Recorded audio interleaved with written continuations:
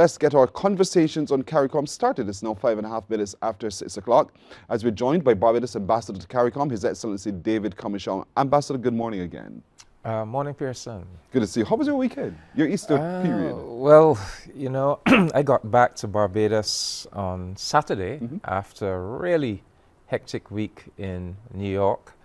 I got back all tired, but the highlight of the Easter for me was the Nicholas Branca concert at the beautiful Cotrington College.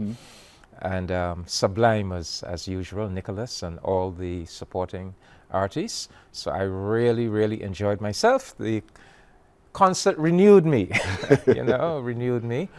And yeah, so all in all, a good Easter. Easter weekend. That's good. I mean, Easter is about renewal anyway, the story of Easter. And so that's good. You had that opportunity to be renewed. But you were overseas for a little while. We missed you last week, but you were there for a purpose. What is it? Yes, well, I spent between the Monday the 14th and Thursday the 17th at the United Nations. It was the 4th session of the United Nations Permanent Forum on People of African Descent. And viewers will recall that towards the end of last year, I had as a guest right here on this program, Dr. June Suma of St. Lucia, who was then the chairperson of this new United Nations body that has the mandate to advocate and defend the interests of people of African descent globally. And so we had her here, and we had her here because Barbados actually hosted a meeting of this 10-person forum right here in Barbados. And we turned that internal meeting also into a regional Caribbean consultation. So Barbados is very committed to this new UN entity, this Forum for People of African Descent. We are committed to it, we are supporting it, and this is the 3rd time. I have been to 3 of the 4 sessions just to represent Barbados and to give that support and solidarity. Okay, 4th time. Do you feel movement forward in making the change that we're looking for? Well, yes, I would say so. I think this particular session really focused on 2 things: reparations and Haiti. And it was it would seem as though everything really is moving to a consolidation of that idea of reparations in a very serious way. So yes, when we get into discussing some of the outcomes and recommendations, you will see that everything is really moving to a consolidation of the idea of reparations at the center really of international policy making. And Haiti, well, you know, the important thing about Haiti is that the forum announced that it was having a special session on Haiti's independence debt. You know, this is the ransom that France imposed on Haiti in 1825. He said, Haiti, well, you won your revolution, but if you want to secure this independence, you have to pay us 150 million gold francs for the loss of French property, including the property of slaves, the lives of slaves.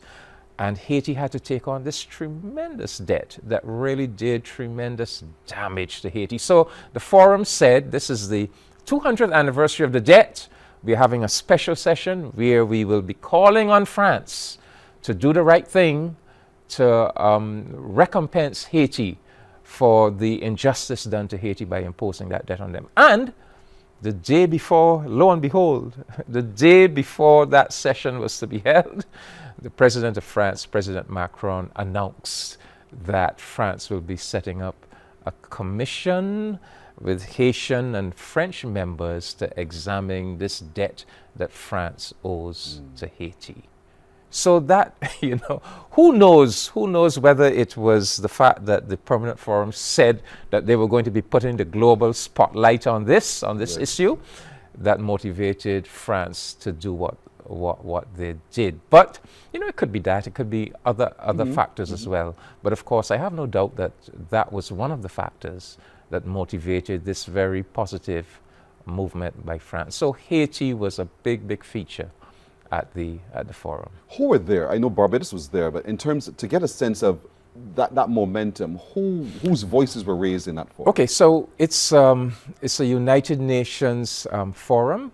The opening ceremony was held in the Great Hall of the United Nations, the General Assembly Hall, and you have in attendance UN agencies, so the United Nations Human Rights Council, the High Commissioner for Human Rights, different UN agencies that are directly involved with issues pertaining to people of African descent and human rights issues, the Working Group of People on Persons of African Descent, the Committee on the Elimination of Racial Discrimination, the Intergovernmental Working Group on the implementation of the Durban Declaration and Program of Action. So you have all of the relevant UN agencies, the United Nations Population Fund, etc. Then you have member states. So you have Barbados was there, Jamaica was there, Cuba was there, Canada was there, United States. And then you have civil society, representatives of civil society.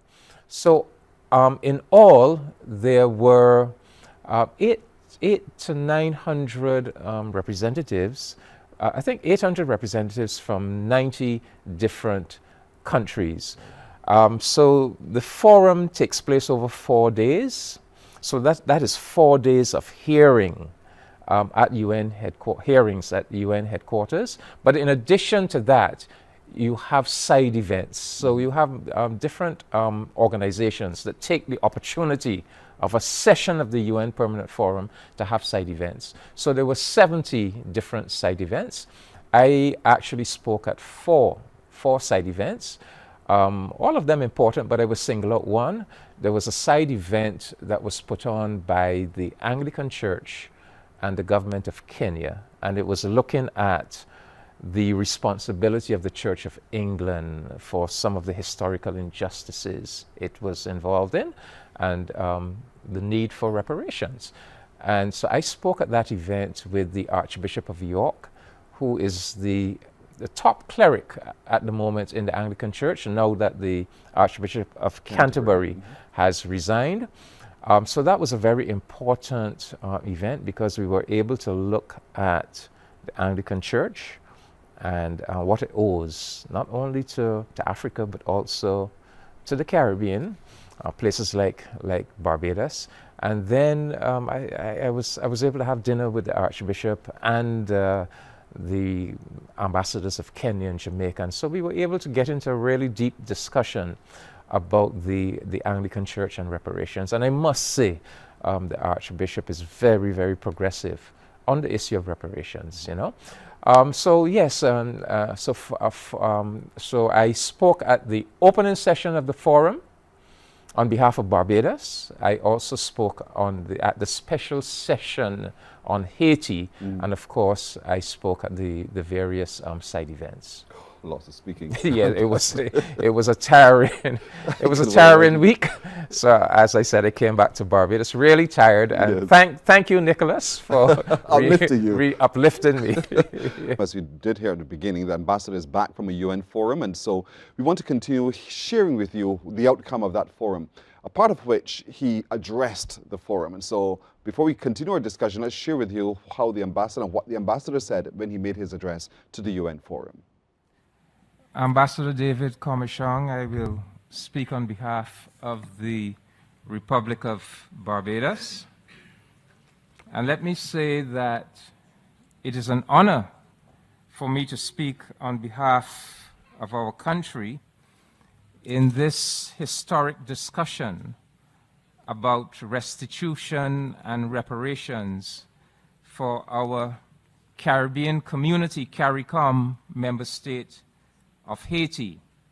Haiti, as colleagues may know, is one of the 15 full member states of CARICOM, and it is a member state for whom we have a very special place in our hearts.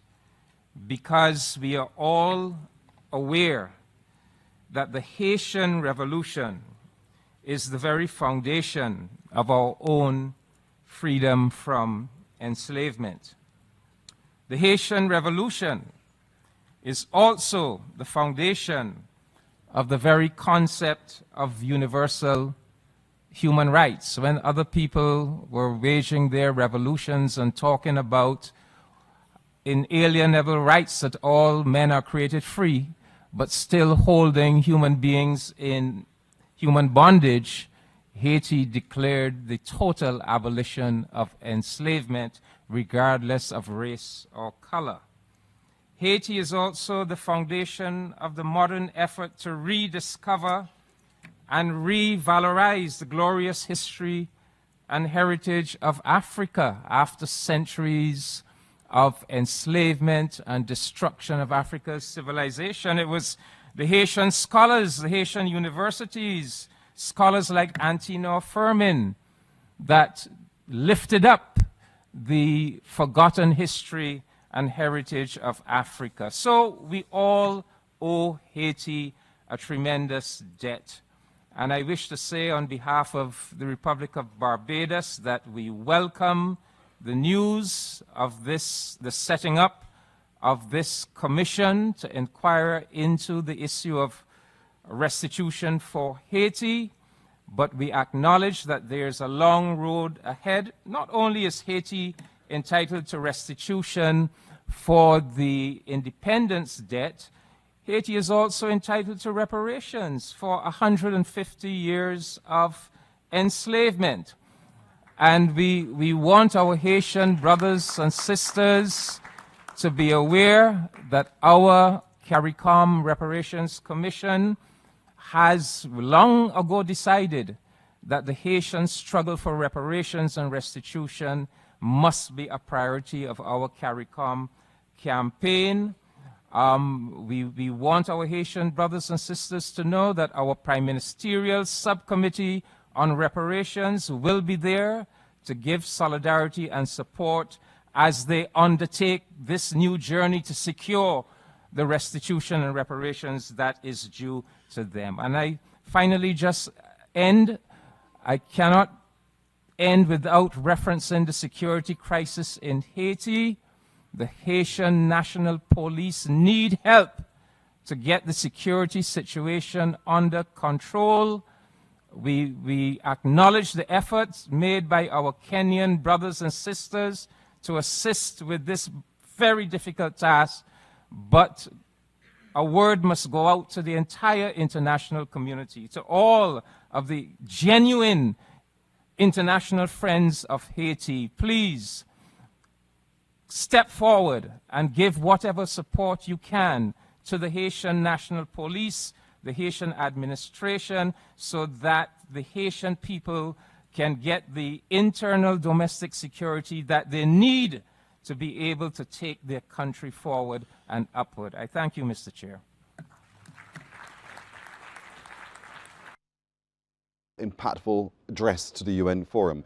And so what's next? What's the pathway now forward to bring to reality the change that we're seeking? Well, we hope and expect that new commission, France-Haiti Commission, will in fact go on to deliver to Haiti restitution in the form of financial resources for the damage that France did when it illegitimately really imposed that debt on Haiti 200 years ago. But you also heard my final plea. My final plea was about the crisis situation in Haiti. And you know, just yesterday, Easter Monday, the United Nations Security Council held a special session on Haiti. And the UN's representative in Haiti, you know, she was really pleading. She said, you know, things are really at an inflection point in Haiti. The situation with the gangs has even worsened. And she made the same point that I was making, that really and truly, the only thing that can work now is if other countries step forward and, just like the Kenyans, lend support. So this is really the critical factor, because if we don't get that right, then everything else that we're trying to do with reparations and the commission will really come to naught. So I really hope that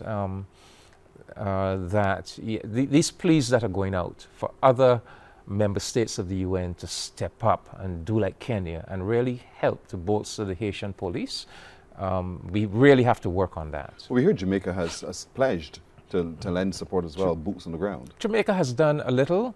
El Salvador has done something. Guatemala has done something. The Bahamas and Belize. But still not enough, you know, because when that multinational security mission was conceptualized, it was deemed that it would need at least 2,500 personnel going into Haiti. Thus far, only about 1,000. So how can 1,000 do the work of 2,500? So we need other countries to step up and help. We can arrest the problem, but then we have to have a roadmap forward. What is also being contemplated? Well, a lot was discussed at the Permanent Forum. As I said, the idea is taking root, that the concept of reparations has to be at the center of many international programs and projects. Similar with Haiti, you know, the point was made that a lot of what Haiti is experiencing now really has its roots in the damage done during those centuries of enslavement and colonization, and that Haiti is owed a reparations package. Similarly, the Permanent Forum is making the point that even the concept of sustainable development, you know, the world is supposed to be on a journey towards sustainable development, especially for developing countries, that if you do not insert reparations into that concept of sustainable development, it is not going to happen. In fact, they're saying that the UN's Sustainable Development Project is really not achieving in the way that it was expected to achieve. And they're saying that one of the deficiencies is that reparations is not sufficient. Measures to repair damage that was done, and that historically, and that continue to have effects in the present era. So the forum has said they've called upon all UN member states to support a growing effort by the African Union and CARICOM to go to the UN General Assembly with a resolution to set up a high-level forum that will go on to establish a global framework for reparations. And that global framework will deliver things like a global reparations fund, a global group of experts on reparations. They're also calling on member states to insert reparations in their national development strategies. A perfect example in Barbados would have been the Tenantries Freehold Purchase Act, how in the early 1980s we sought to address a historical wrong of black landlessness in Barbados. So that would be an idea, an example of countries putting the concept of reparations into domestic governmental policies. They called on the international community to return to Africa historical artifacts stolen from the African people and continent during those centuries of colonization. They also addressed the issue of women and girls of African descent and made the point that they're perhaps some of the worst sufferers of these injustices because they suffer not only from sexism but from racism. And very importantly, Pearson, there was a session on artificial intelligence and the digital world that is evolving. And the point is being made that the artificial intelligence that is being put in place, that is now being used to determine who gets jobs, how police carry out profiling of criminal elements and so forth, that a lot of this artificial intelligence is really racially biased, because a lot of the data that has gone into these algorithms is data that is actually biased against Africans and people of African descent. So they raise the alarm about the world that is taking shape, that in addition to the historical inequities and injustices, we seem to be building in similar racial inequities and injustices into this new digital world. And they issued a call for the United Nations to get serious about putting in place some kind of international mechanism to police that whole digital economy, and to make sure that racial justice is embedded in it. So, you know, a number of very powerful ideas. My contribution to the general debate of the forum centered around process going forward, how to make the work of the forum even more effective. And I use the example of the Bridgetown Initiative, how in Barbados we put together, I said to them, look, you have a multiplicity of recommendations across, I mean, a multiplicity of areas, which is fine. I mean, that's what the forum is supposed to do. However, I think that you need to condense into a very a narrower, more cohesive set of really critical recommendations that are relevant to the entire African family. And you need to consult and engage to get those implemented, just as we have been doing with the Bridgetown Initiative. And you need to be engaging with all of the multilateral organizations that are part of Global Africa. So CARICOM, we invited Dr. Suma last year to meet with our heads of government at our heads of government conference, to engage with us. And I said the African Union needs to do likewise. You know, the Community of Latin American and Caribbean States, the Organization of African, Caribbean, and Pacific States, the Commonwealth, the Association of Caribbean States. But I think that the forum now needs to move to implement that kind of methodology of constant engagement and consultation, so that we can get concrete implementation of ideas. Right. That's a good point at which to end, Ambassador, but I thank you so much again for this hearty report. It was a meeting, and so the meat that you shared with us is quite satisfying indeed, and I wish you well with all the other endeavors and the plan going forward to assist with Haiti. Yes, thank you. Yes. Morning, morning, morning. Good morning. Good morning to you.